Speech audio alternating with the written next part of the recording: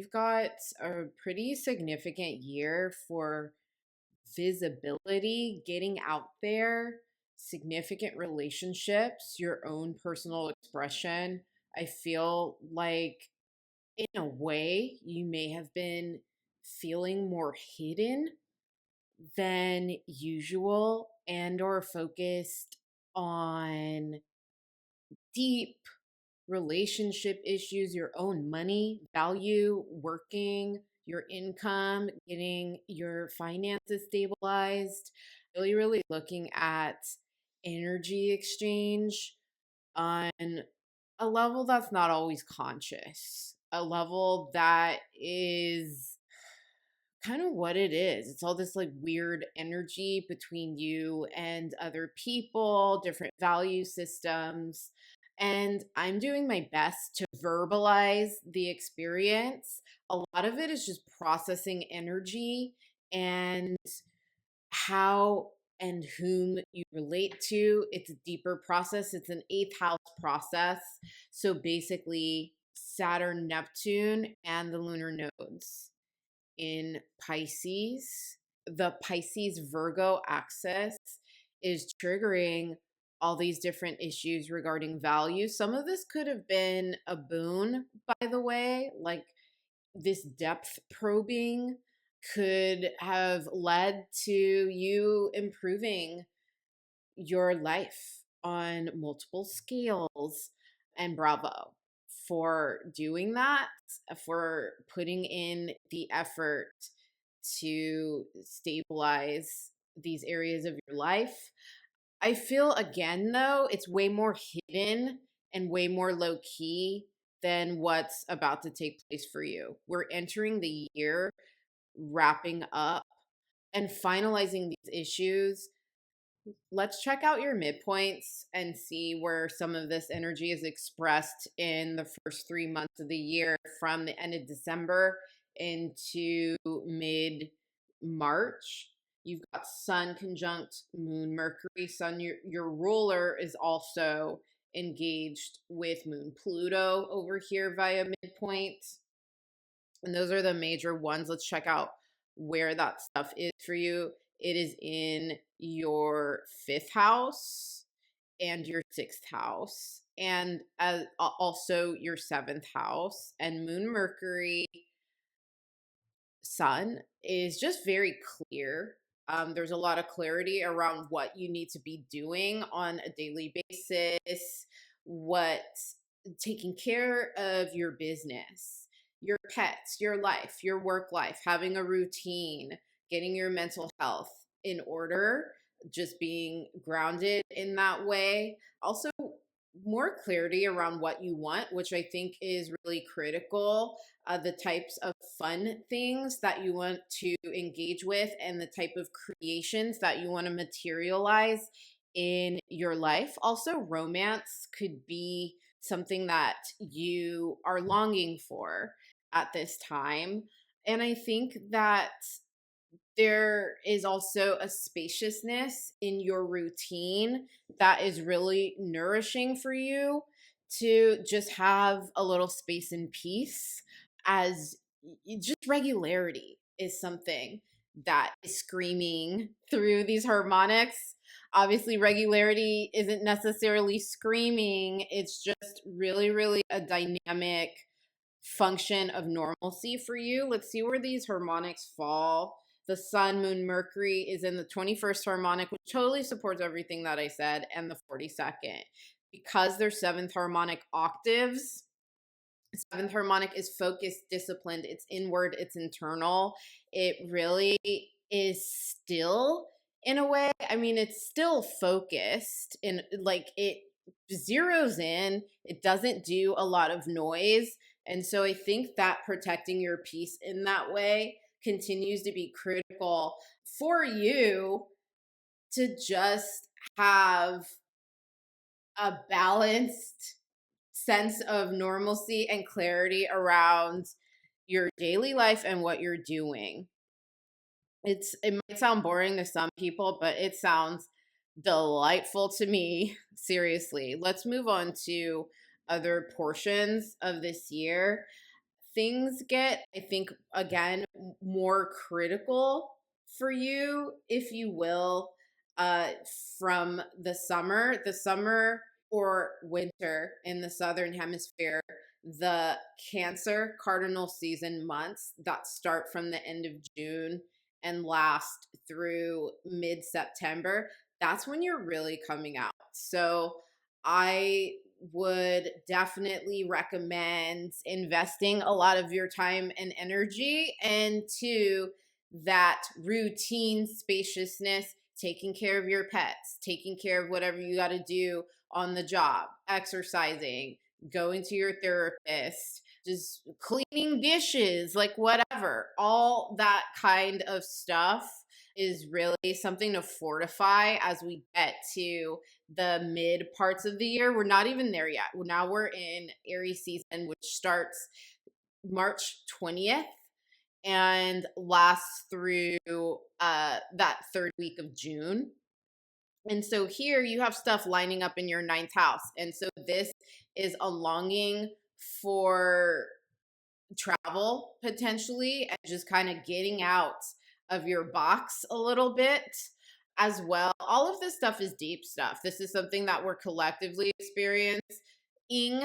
This Saturn Neptune experience is depth in the way of spiritual ritual, longing for fulfilling something with your life that sees you living well or existing well in the afterlife. You're sacrificing something now for when you eventually die. What's your life purpose for? Saturn Neptune, though, is very ritual, like in that it takes specific actions. It's not a sedentary energy. It will show its fealty and deference and respect by doing something to set itself up for the afterlife, including going to church, praying, meditating, doing spells, altar work, communing with the spirits,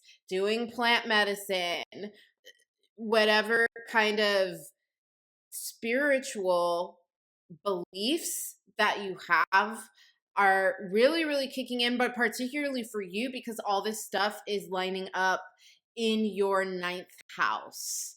And let's pocket that for a little bit because there's other stuff going on that I think is really important to discuss. Let's see, the sun is really super active in this Aries time period. So that means that you are super active in this Aries time period. You've got Sun conjunct the midpoints of all of these planets: Moon, Mercury, Moon, Lunar North Node, Mercury, Venus, Venus, Mars, Venus, Lunar North Node, Uranus, Pluto. So this is really the beginning, I think, of a serious transformation of self and how you've been putting yourself out there, how you've been putting your message out there, and also literally your dreams.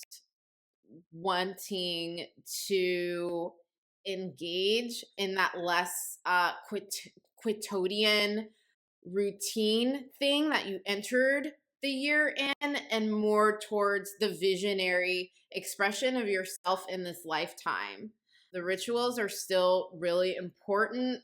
Like there's still those basic things that you need to do, but it kind of takes on a more spiritual or aspirational dimension. Let's see where these midpoints fall. We've got 17th harmonic, so that's heightened sensitivity. And I think, again, I mentioned this a little bit before, I believe, but the longing for partnership and for fellowship is really strong for you in a way that you need now. You may not have needed it 2 years ago, 3 years, 10 years ago, whatever. But now in 2026, that communion with other people and a higher sense of purpose is really, really a driving force for you. So another thing that you will have the opportunity to do, particularly from the mid months to the close of the year, is whatever the hell you want, actually. And like organizing your life around the critical events and actions and things that you want to take. Like, I want to go to Barcelona. I want to go to Mexico City or Japan or Africa or whatever. Like, I'm getting on this plane and flying over there. I want to learn how to bowl. I don't, like, I want to find fellowship in people in a women's circle or in a circle of peers in any way. That is something like you just have more time for, and the universe is aligning for you to engage with the activities that you want to fucking do. That's like your pure expression now. Let's move on to Cancer season. I want to talk a little bit about the technique I did at the beginning of this video. I'm not sure if you tuned into that. Just want to reiterate it for you, because the technique that I'm using are the cardinal solar ingresses, the sun moving into the cardinal signs as a through line through the year. There are literally hundreds of other transits. We'll be going over a lot of them. But things happen in these seasons as well that within these 3-month timelines that really do change the game. However, you start out this season with some of the same energies, and then about a month after this pops off, everything changes for you.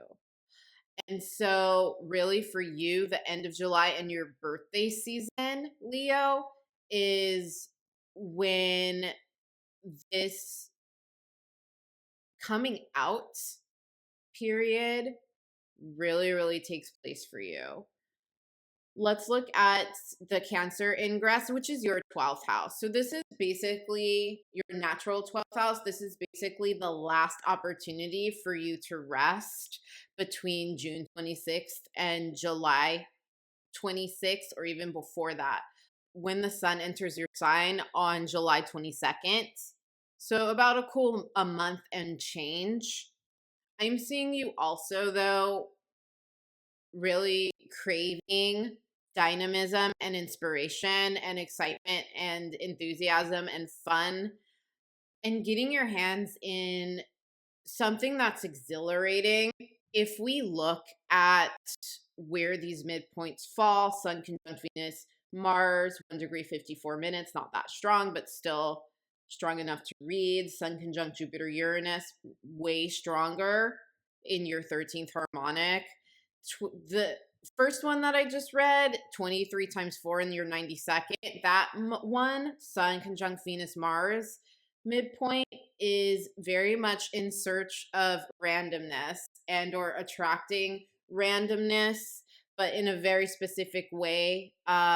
Venus Mars randomness is tactile beauty. So anything regarding the arts, the visual arts, food, makeup, textiles, like really sprucing yourself up, sprucing your space up, beautification of any kind. It's like, okay, let's just do it. If you're looking to get any kind of beauty treatments or enhancements, this is where it's like, okay, I'm just gonna go for it. You're likely to find what you're looking for, like the most random thing possible, a Rolex made out of old piano pieces, I don't know, right? Whatever. Sun, Jupiter, Uranus in the 13th harmonic is a little bit more gangster in that it is really committed to enjoying its damn self any way that it pleases. There is, and that's like where you're coming with, you have this dichotomy, I think, that in June through September, where on one level, it's much of the same spiritual nourishment, natural rhythms, but at the same time, the dynamic it shifts a lot because you just want to have some goddamn fun and release yourself and enjoy your life a little bit, a lot of bit, a way bit more than you have been in the slog of the last few years potentially. And so get up to some stuff, right? This is a good period. I think that the Cancer ingress is a lighter period in some ways. God, not during July, right? That's more like mundane astrology and collective astrology. On a personal level, though, I do think that most of us, including you, Leo, just have like a little bit of a reprieve. This is where stuff changes for you. The Libra solar ingress that takes place September 22nd, 2026. Like we discussed, you're an interesting case because you've got stuff going on at the end of July that also changes the game for you very specifically. Those things that are going on that change the game for you are going to be the lunar nodes changing signs and going into your zodiac sign and your opposite zodiac sign of Aquarius. Jupiter is going into your sign on June 29th, and then the lunar nodes change into your sign and your opposing sign on July 26th. The sun comes into your sign July 22nd. All of these are really significant in that Jupiter was in your 12th house, your natural 12th house, for a year before that. And that's way more sleepy. It's way more guardian angel connected to the other. What the hell is going on whenever you're in a water house period, a 4th house, 8th, or 12th house period? There's a greater sense of a lack of control and some higher power orchestrating what's going on. It's largely nonverbal experience. It's a lot of energy to process. And the authority isn't yours in the same way that it is when things are in your first house, etc. And so now that all this energy is coming into your first house, you are infused with a whole nother level of revitalization, almost a rebirth or a resurgence of your sense of self and authority, and being on a playing field, yourself and others. Way more social engagement, way more visibility being seen, potentially drama, right? Which is like, it can be fun. It's just more activity with other people and relationships. The 7th house that is also triggered with all this first house stuff is ride or die friends, ride or die business associates, your long-term partner or spouse. It represents people with expertise that you hire, but expect to fulfill a contract. And the enemies, open enemies, is also a factor with seventh house issues. So anyway, you're out there though. You're engaging with all of these people, and it just changes the tenor. There's like way less hiding in this situation. Not that you are, I think some Leos can be really shy, actually. I think some Leos can really go into yourself, much like the archetype for Cancer, actually. I think Leos are still loud in a way with their individuality, but at the same time, there's sensitivity to being an individual. And at the end of the year, the last 3 months of the year, Leo, you are back out. You're fierce. You're a new character, whole new character after all the shit that you've been through and all the work that you've done that may be anathema to how you really have been wanting to express yourself in your heart of hearts. Let's see where some of this other stuff falls for you. If we don't have a sun midpoint that is in a different harmonic other than the first harmonic. Let's look at the aspect grid and see if we can get some more information for you as to what areas of life this triggers. We've got Sun Saturn in the 15th harmonic. So really, really being serious about play and having that be a serious focal point for you. So again, basically just doing what you want, how you want, when you want.